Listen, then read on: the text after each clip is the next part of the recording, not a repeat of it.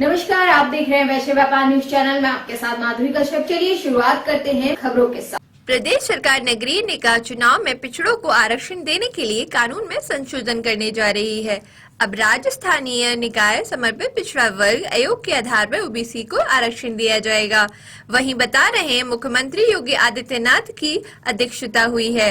Cabinet बैठक में सामान्य नगरीय निकाय निर्वाचन किए गए। वहीं कैबिनेट बैठक में सामान्य नगरीय निकाय निर्वाचन, उत्तर प्रदेश नगर पालिका अधिनियम एवं उत्तर प्रदेश नगर निगम अधिनियम में संशोधन किए जाने पर संबंधी अध्यादेश के प्रारूप को मंजूरी दे दी गई है। तो वहीं इस संशोधन के बाद मेयर व अध्यक्षों की सीटों के आरक्षण में बड़ा उलटफेर होने की संभावना है। कैबिनेट बैठक के बाद नगर विकास मंत्री AK शर्मा ने प्रेस कॉन्फ्रेंस में बताया है कि नगर निकाय चुनाव में पिछड़ा वर्ग को आरक्षण का समुचित लाभ दिया जाना चाहिए। हाई कोर्ट के आदेश पर उत्तर प्रदेश राज्य स्थानीय निकाय समर्पित पिछड़ा वर्ग आयोग का गठन किया जा रहा था। सुप्रीम कोर्ट ने इस मामले की सुनवाई करते हुए रिपोर्ट को सौंपने के निर्देश दिए हैं। आयोग ने समय से पहले अपनी रिपोर्ट सरकार को सौंप दी गई है और वहीं आयोग की रिपोर्ट सुप्रीम कोर्ट ने भी रख ली थी। तो कोर्ट ने इस रिपोर्ट के आधार पर आरक्षण करते हुए चुनाव कराने के लिए निर्देश दिए हैं।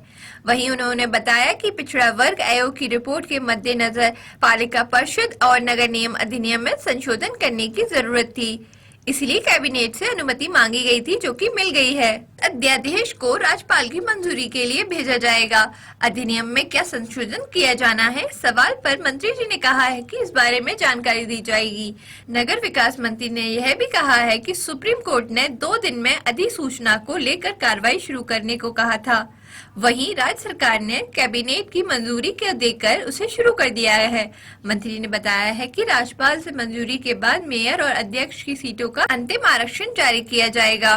वहीं नगर निकाय चुनाव की अधिसूचना कब तक जारी होने के सवाल पर उन्होंने कहा है कि काम राज्य निर्वाचन आयोग का है, आयोग ही अधिसूचना जारी करेगा। तो वहीं अध्यादेश के प्रारूप को कैबिनेट की मंजूरी के बाद सूत्रों के अनुसार सुप्रीम कोर्ट के निर्देशों के तहत चुनावी जरूरतों को देखते हुए राज्यपाल इस अध्यादेश को मंजूरी दे सकती है। इसके बाद नगर पालिका परिषद और नगर अधिनियम में संशोधन संबंधी अधिसूचना जारी की जाएंगी।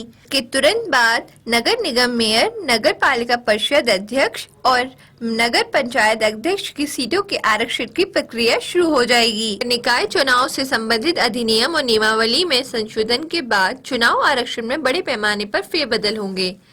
तो वहीं नगर निगमों में महापौर के साथ ही नगर पालिका परिषद व नगर पंचायतों के अध्यक्षों के आरक्षण में बदलाव फिर होंगे। इनमें अनारक्षित और पिछड़ों के लिए आरक्षित सीटों की संख्या में बदलाव भी होंगे। तो वहीं 1-2 सीट अनुसूचित जाति के कोटे में भी जा सकती हैं। सूत्रों के मुताबिक अधिनियम और नियमावली में संशोधन के बाद पिछले चुनावों में अब तक हुए सभी आरक्षण को शून्य मानते हुए सीटों का आरक्षण नए सिरे से किया जाएगा।